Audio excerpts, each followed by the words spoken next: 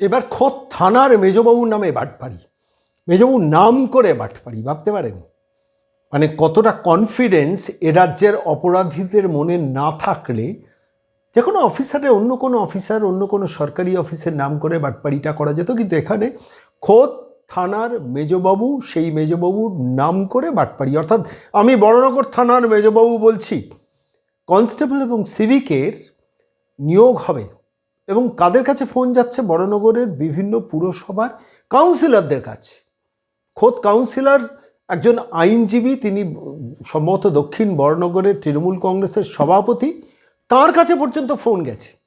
সমস্ত কাউন্সিলরদের কাছে ফোন যেতে শুরু করেছে যে আমি বড়নগর থানার মেজবাবু বলছি, আপনি কনস্টেবল এবং সিভিকের অ্যাপয়েন্টমেন্ট হবে, যদি আপনি সেখানে আপনি রাখতে চান, নাম দিতে চান, তাহলে অবিলম্বে মাধ্যমিক এবং উচ্চ মাধ্যমিকের সার্টিফিকেটটা পাঠিয়ে দিন, আর সঙ্গে প্রসেসিং ফি বাবদ ৬৯,৪০০ টাকা সঙ্গে পাঠিয়ে দিন। কে বলছেন? মতিয়ার রহমান, হাফিজুল ইসলাম মোল্লা, মেহেরুল মণ্ডল, মেহেরুল আলী, নামগুলো অন্তত প্রাথমিকভাবে মিডিয়া রিপোর্টে বেরিয়ে এসছে। এবং শেষ পর্যন্ত সেই ফাঁদে পা দিয়ে বিশ্বজিৎ বর্ধন, সম্ভবত তিনি আইনজীবী এবং ২৭ নম্বর ওয়ার্ডের কাউন্সিলর, বড়নগর তৃণমূল কংগ্রেসের সভাপতি, তিনি পর্যন্ত দুজনকে দিয়ে সে টাকা জমা করিয়ে দিয়েছেন। ভাবতে পারেন কত বড় প্রতারক চক্র, কনফিডেন্স লেভেলটা ভাবুন। আমি এই কাহিনিটা বললাম তার কারণ এইসব কাহিনী নিয়ে সচরাচর বড় সংবাদ মাধ্যম সোচ্চার হয় না, কিন্তু এই পশ্চিমবঙ্গের মাটিতে ঘটছে। কোথায় ঘটছে? বড়নগর। বড়নগরটা প্র্যাকটিক্যালি তার একটা অংশ কলকাতা কর্পোরেশনের মধ্যে এবং কলকাতা শহরের লাগোয়া, ফলত স্বাভাবিকভাবে সেইখানে সমস্ত কাউন্সিলরদের কাছে ফোন যাচ্ছে। কাউন্সিলরদের সঙ্গে থানার একটা সম্পর্ক থাকে স্বাভাবিক গতিতে। যারা প্রতারণা করছেন এই মতিয়ার, হাফিজুল, মেহেরুল, এদের শেষ পর্যন্ত অবশ্য গ্রেফতার হয়েছেন খোদ আমডাঙ্গা থেকে ফোন করছেন কোথায়? বড়নগরের কাউন্সিলরদের নাম দিচ্ছেন কি? বড়নগরের মেজবাবু, থানার মেজবাবু ফোন করছেন। মানে আমি বড়নগরের মেজবাবু বলছি। প্রথম কথা হচ্ছে যে কাউন্সিলরদের কাছে বড়নগরের মেজবাবুর নামে এই ফোনটা যাচ্ছে, তাদের তো চেক ব্যাক করা উচিত ছিল, কারণ বড়বাবু, মেজবাবু, সেজবাবুদের টেলিফোন নাম্বার তো সব কাউন্সিলরের মোবাইল ফোনে থাকে। তাহলে সেই ফাঁদে পা দিলেন কেন? কি করে পা দিলেন? সবাই অবশ্য পা দেননি, কিন্তু একজনের নাম অন্তত আপাত দৃষ্টিতে উঠে এসছেন। তিনি আবার বড়নগর তৃণমূল কংগ্রেসের সভাপতি, তিনি আবার পেশায় আইনজীবী, ২৭ নম্বর ওয়ার্ডের। পরবর্তীকালে এর ওই বড়নগরে যিনি মিউনিসিপ্যালিটি যিনি চেয়ারম্যান আছেন, অপর্ণা মল্লিকের কাছে ফোন যায় যে এরকম ধরনের ঘটনা ঘটছে। সঙ্গে সঙ্গে তারপর থানার বড়বাবুর সঙ্গে কথা বলা হয় এবং শেষ পর্যন্ত জানা যায় পুরোটাই একদম প্রতারণা, এবং এই প্রতারণার ফাঁদে পা দিয়ে দুজন বেশ কিছু টাকা জমা দিয়ে দিয়েছেন এবং সেই টাকাটা অলরেডি প্রতারিত হয়েছে। প্রশ্নটা হচ্ছে, আমি এই কাহিনিটা আজকে বললাম এই কারণে, দেখুন ডিজিটাল অ্যারেস্টের যুগ, লক্ষ লক্ষ টাকা, কোটি কোটি টাকা ডিজিটাল অ্যারেস্ট করে টাকা প্রতারকরা তুলে নিচ্ছে। এটা তো হরকদম হচ্ছে এবং এই পশ্চিমবঙ্গে এমন অনেক ঘটনা ঘটছে যেটা পশ্চিমবঙ্গ থেকে হচ্ছে, এমনকি বাংলাদেশ থেকে হচ্ছে, পশ্চিমবঙ্গের বাইরের বিভিন্ন রাজ্য থেকে ফোন আসছে এবং সেই ডিজিটাল অ্যারেস্টের মধ্যে ফাঁদে পা দিয়ে বহু বয়স্ক লোক, বহু ব্যবসায়ী লোক তারা সর্বশান্ত হচ্ছে। বারবার সেটা নিয়ে সংবাদ মাধ্যমে প্রচুর আলোচনা হয়, কিন্তু এখানে দাঁড়িয়ে প্রতারণাটা কোথায় হচ্ছে ভাবুন। যেখানে আমডাঙ্গা, সেই আমডাঙ্গা হচ্ছে উত্তর ২৪ পরগনা জেলার মধ্যে এবং বরানগরও হচ্ছে উত্তর ২৪ পরগনা জেলার মধ্যে। বরানগর থানা হচ্ছে ব্যারাকপুর পুলিশ কমিশনারেটের অধীনে। সেই বরানগরে ফোন করছেন কোথা থেকে? আমডাঙ্গার লোকজন, তাঁরা ফোন করছেন, তাঁরাই প্রতারণাটা করছেন।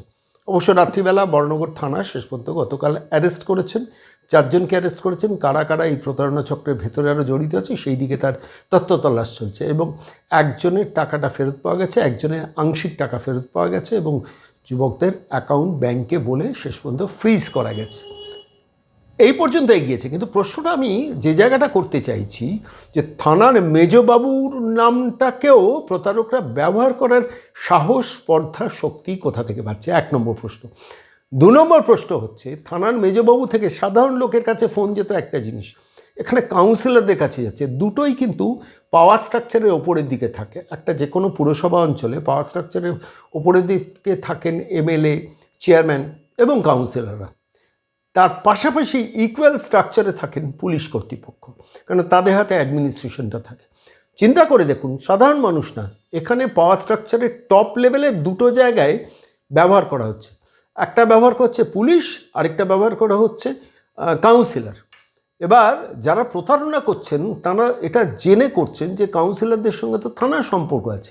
আমি যে আজকে ফোনটা করছি, আমরা যে প্রতারণাটা করছি, এই প্রতারণাটা করার সময় যে কোনো কাউন্সিলর তো চট করে এটা প্রতারণা থানায় ফোন করলেই জানতে পারবেন। তাহলে আমি কনফিডেন্সটা পাচ্ছি কী করে প্রতারক হিসেবে? এইটা আমাকে ভাবিয়েছে।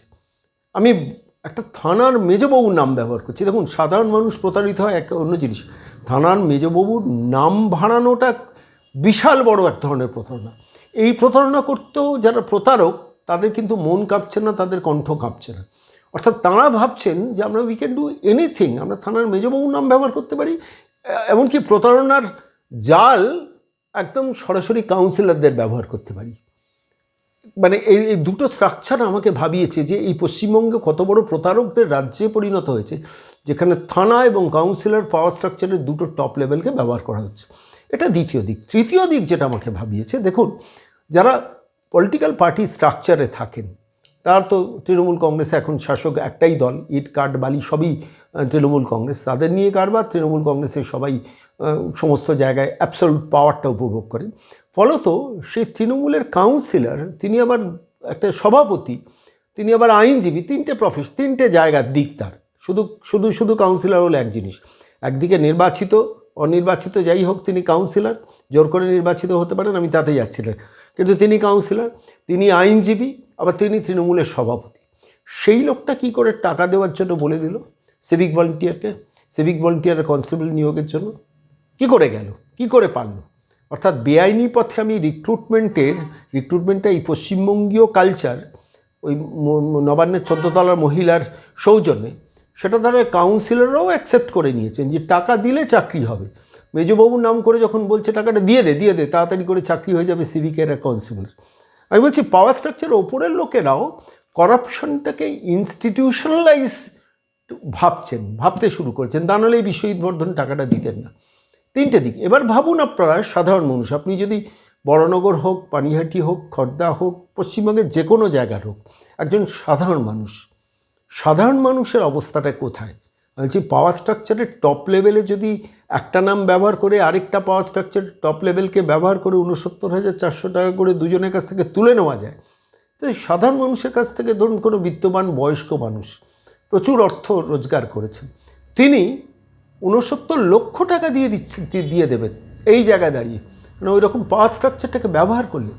মূল যে কথাটায় আসতে চাইছি সেটা হচ্ছে এই পশ্চিমবঙ্গ কেন প্রতারকদের স্বর্গরাজ্য হবে? আমরা বারবার শুনি অন্য রাজ্য থেকে পশ্চিমবঙ্গের বয়স্কদের ডিজিটাল অ্যারেস্ট করা হয়।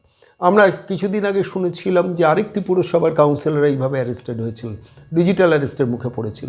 এক ধরনের ডিজিটাল অ্যারেস্ট এখানে আরেকটা পুরসভার ক্ষেত্রে ব্যবহার করছে। অর্থাৎ প্রতারকরা জানেন পুলিশ ও তো আমাদের বন্ধু, যারা কাউন্সিলর আরে তারা তো চুরি করে, তাদের মেন্টালিটিতে এটা থাকবে, ফলে তো তারা এবার টুক করে টাকাটা দিয়ে দেবে। কেন 69,000 টাকা যে কোনো একজন বেকার ছেলের পক্ষে দেওয়া সম্ভব? ভাবুন তো, সেটাও অন্যভাবে ভাবুন।